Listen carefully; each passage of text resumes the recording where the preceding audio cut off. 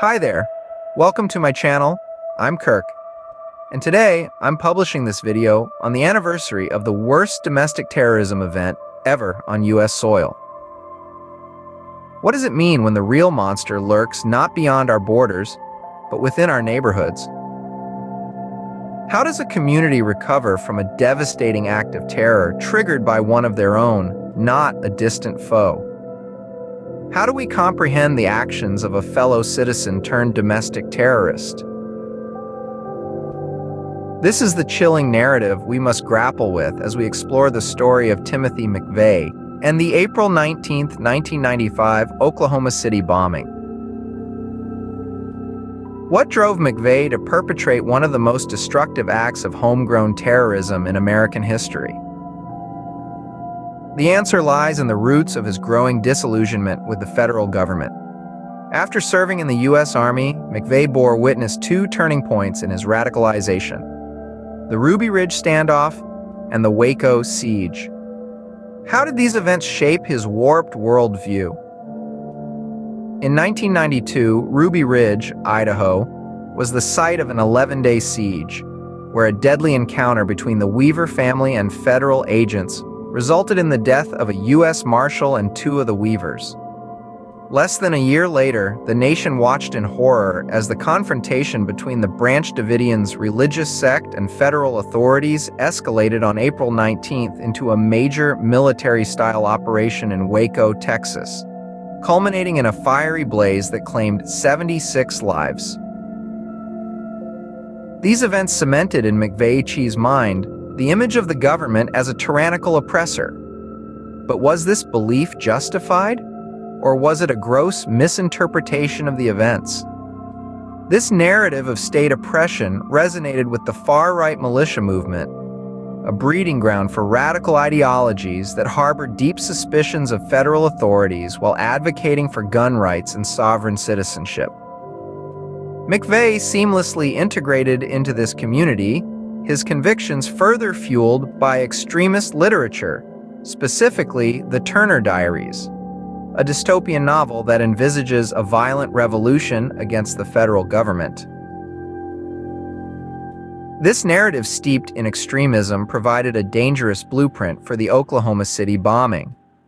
The question we must now ask ourselves is, how much of a threat does domestic terrorism from such extremists pose to our society? How do we prevent history from repeating itself? As we dig deeper into the echoes of Ruby Ridge, Waco, and Oklahoma City, let's examine what we can learn from these dark chapters of our history. In recent years, we've seen a surge in the popularity of extremist groups among right-wing individuals. This isn't a phenomenon that sprung up overnight, but rather a gradual radicalization, not unlike the one that Timothy McVeigh experienced. Some argue that the rhetoric of the former president played a significant role in fueling anti-government sentiments, and in fact, still does. Like his choice to hold his first campaign rally of 2024 in Waco on the anniversary of the tragedy, further connecting his actions to this extremist movement. His statements, often disseminated through social media platforms, have been linked to an increase in hate crimes and incidents of racial violence. Social media has indeed become a powerful tool for the spread of extremist ideologies, providing a platform for hate speech and a means of organizing violent protests and riots. Two groups have risen to prominence in this climate: the Proud Boys and the Oath Keepers. The Proud Boys, a far-right, male-only organization, has been involved in several violent incidents and is classified as a hate group by the Southern Poverty Law Center. The Oath Keepers, comprising former military, police, and first responders, believe in a conspiracy theory that the government has been co-opted by a shadowy, globalist cabal. On a side note, many comments in my other videos have people saying, due to the topics in my content, that I'm a globalist, propagandist, and even worse terms. Both of these groups were involved in the storming of the U.S. Capitol in January 2021, demonstrating a readiness to commit acts of violence in the name of their ideologies. These groups, much like McVeigh, are driven by a deep-seated disillusionment with the government, a narrative that continues to be dangerously potent. And echoed by many in our own government, it's almost like an arsonist burning down their own home. It makes no sense. As we move forward, it's critical to understand these currents of extremism and find ways to address the root causes of this radicalization. This is not just a question of national security, but of safeguarding the very fabric of our democratic society. The bombing of the Alfred P. Murrah Federal Building was not a spontaneous act of rage, but a meticulously planned attack.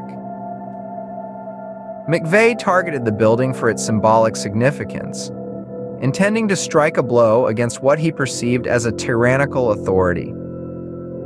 The attack was designed to avenge the government's actions at Waco, which had ended exactly 2 years prior. The impact of McVeigh's actions reverberates to this day, highlighting the persistent and evolving threat of domestic terrorism.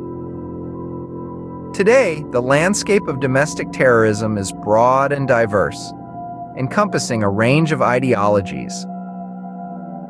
Fueling the fire is the misinformation and propaganda being spread by nefarious actors, further dividing our nation. A rise in white supremacist and neo-Nazi groups, the proliferation of social media as a platform for extremist views, and increased political tensions have all contributed to a volatile environment where radicalization can flourish. The recent storming of the U.S. Capitol in January 2021 serves as a stark reminder of this volatility, illustrating the readiness of certain groups to commit acts of violence in the name of political extremism. McVeigh's story is a chilling testament to the destructive power of extremism, underscoring the importance of understanding the roots and motivations behind such acts.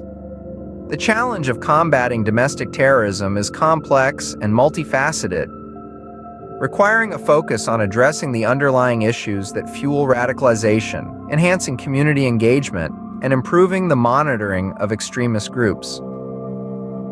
In the face of this ongoing threat, the legacy of the Oklahoma City bombing serves as a sobering reminder of the potential consequences of unchecked extremism, division, and hate. It is a call to action, a call to vigilance, and a call to better understand and address the forces that drive individuals like Timothy McVeigh down a path of destruction. Thanks for watching this video. Please share, like, and subscribe. Remember, together we stand and divided we fall. Until next time, stay safe and stay united.